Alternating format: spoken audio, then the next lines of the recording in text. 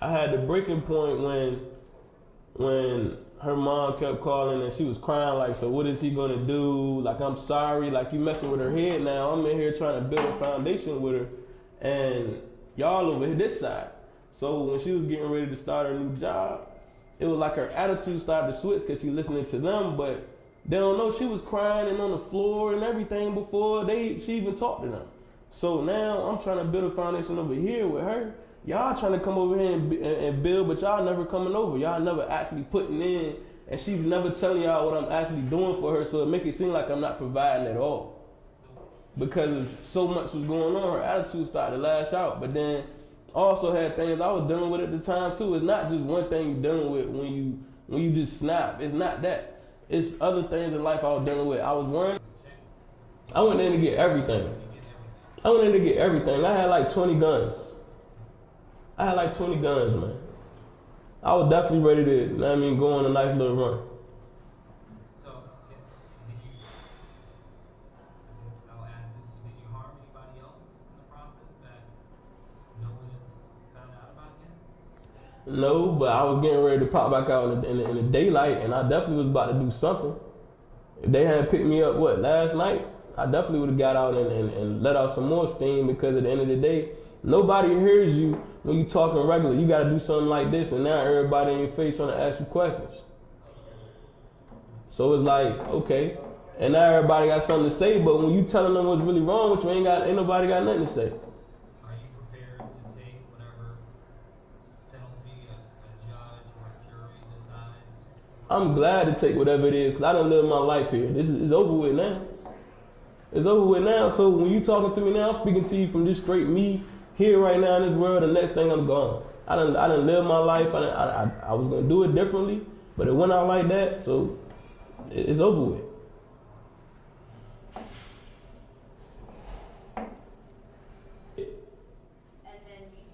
But I didn't just do that. She told me I put a dog inside of the room. And I had it snapped already. I was saying red. So when I put a dog in the room, I was about to set the dog on fire. And she told me, she said, no, don't do nothing to the dog. You can take me and do whatever you want to do to me instead and let him live. So I did that. I did exactly that because she started making a lot of noise. I did exactly that. Do you have remorse for killing your girlfriend? I mean, when you snap, you don't think about remorse. You just snap. So, I mean, do you have remorse if you ever tell a lie? Do you have remorse if you ever look somebody in the face and told a bold lie, or you had a question but you knew the answer but you just want to see what somebody's going to tell you? Do you have remorse when you feel, when you look in the mirror and you know this is not the right way to go out, but you still go out like that? Like how many times in your life do you feel like you have remorse? So, after you shoot her in the head, you then set the house on fire. And the reason why it made me set the house on fire was because even watching the cameras, like I told you, when her mom tried to get involved, when you try to get involved in somebody's relationship or you speak on the person that they with, I watch you on camera come check on her. You didn't even come and knock on the door. You just called her phone, but you didn't come in. She was dead since Tuesday. You came to the house on Wednesday. I was texting you on her phone. You knew something was right, but you still had a key and you still didn't come in and check on her. So you killed her Tuesday, set her house on fire on Thursday? Exactly. But they came on Wednesday, and she came on Wednesday, never came inside the house. She just parked in front of the house. So that's what made me fight. That's what made me fiery mad. Like, yo, y'all, like, this is what escalates when you jump in front of somebody's relationship and you act like you want to be there, but you came all the way to the house from Suffolk, Chesapeake, borderline. You drove all the way from there and you just parked in front of the house and you just drove off. If you had opened up the door, you would have realized that the house wouldn't be on fire. Okay, so after you set her house on fire on Thursday, you go over to Mr. Baxter's house. What'd you do there? He was already dead. When did you kill Mr. Baxter? He was dead on Wednesday. You killed Mr. Baxter on Wednesday? Yeah, he was dead on Wednesday. So, Coleman, tell me this. What, before we get into that, what's your relationship with Mr. Baxter? He basically raised me. He basically like raised me. Like I was raised with him for like 15 years, but at the same time, when I needed him the most, he wasn't there. So at the same time, when I needed this and that, just something to get on my feet, he tell me he ain't had nothing. But when I killed him, I found like $20,000. So this whole time, if you had gave me $1,000, I would have been good just to make it back. Did you take the 20 grand? Yes, I took. Anybody would take the 20 grand. If you hit the lotto, you gonna take the 20 grand, right? I'm just asking. I mean, you ask the question, I'm gonna ask questions too. Anybody can take 20 grand if they see it and ain't nobody gonna stop it. It was just so much hate I had for him because when I was growing up, he was there, but then he just stepped out of my life. So when I finally tried to like make that bond with him, he act like he wanted to help. He was there, but then he wasn't there like I needed him. And even though I tell you in distress what I need, you tell me you don't have it, and I end up killing you, and now I find out you had everything I needed. I didn't need 20 grand. I probably needed like 1,000 just to get myself situated. But when I kill you and I find you got 20 grand, you've been lying to me this whole time. Like, don't nobody like to be lied to, so yes, I snapped.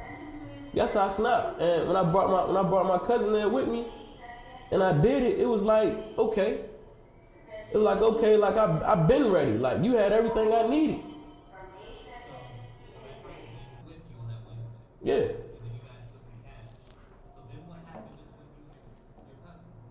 So at the same time, he had seen both bodies. My cousin had seen both bodies, but he laughed at him.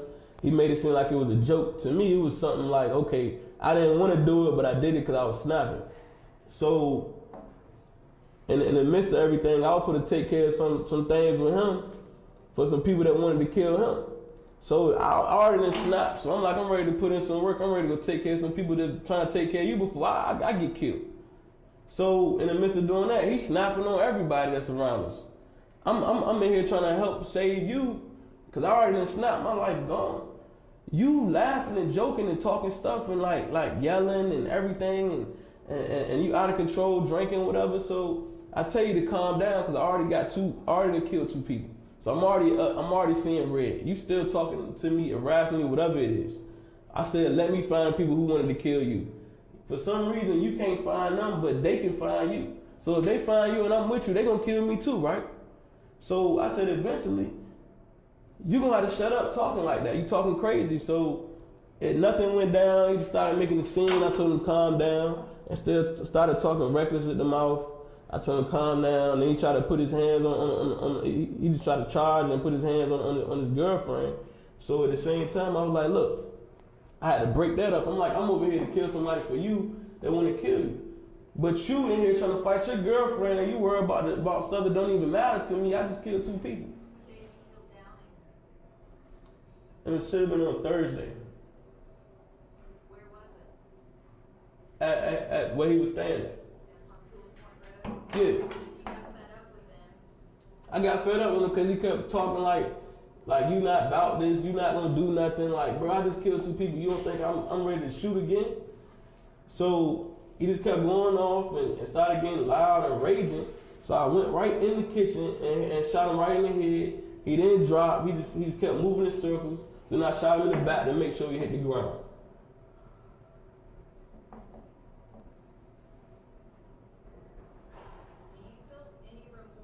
I don't feel no remorse about none of this at all. When you snap, you don't think about remorse. That's not something that comes to your mind when you snapping. It's like if you pissed off, if your man cheated on you and you knew something and he ain't say nothing and you find out, what you gonna do? You gonna talk nice? You gonna think about it? No, you gonna snap.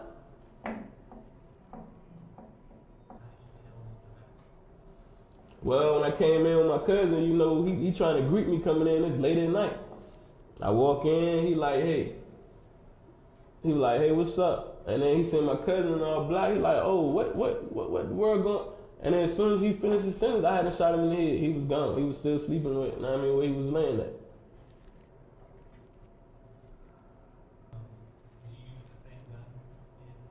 I made sure I used the same gun. See, I ain't got to worry about finding no other guns or who did it. Yes, I wanted to be known. Yes, I did it. So you say you wanted it to be known. I was definitely looking for more people, but I was choosing my people wisely. I wasn't choosing just regular people. Like when the U.S. Marshals came to get me, it was like 40 of them out there. They had an army truck out there. So if it weren't for the 2 kids that was next to me in the Airbnb and their family, and the girl that I had hostage with me, if it weren't for them, I would have went out shooting. But because of the 2 little boys I seen playing with the ball and playing soccer, I said, you know what, I got kids. So why would I let them shoot up this house and they don't know where I'm at and they catch a bullet? So you had people hostage. Yeah, I had a girl hostage with me. That was his girlfriend. Whose girlfriend? That was McLean's girlfriend. I had her hostage with me the whole time. Why? Because I told her if she leave and go talk, I was gonna kill her.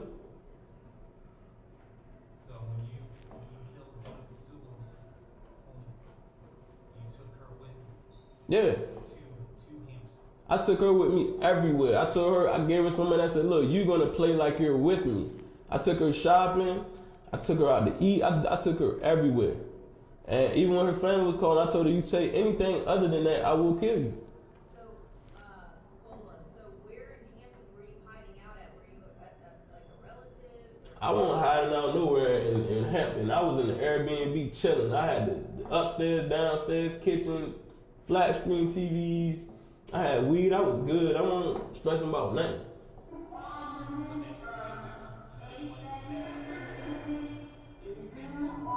I can't hear you. Was the Airbnb in Hampton or where was the Airbnb? It was in Hampton. It was in Hampton. It was where they found it. Yeah.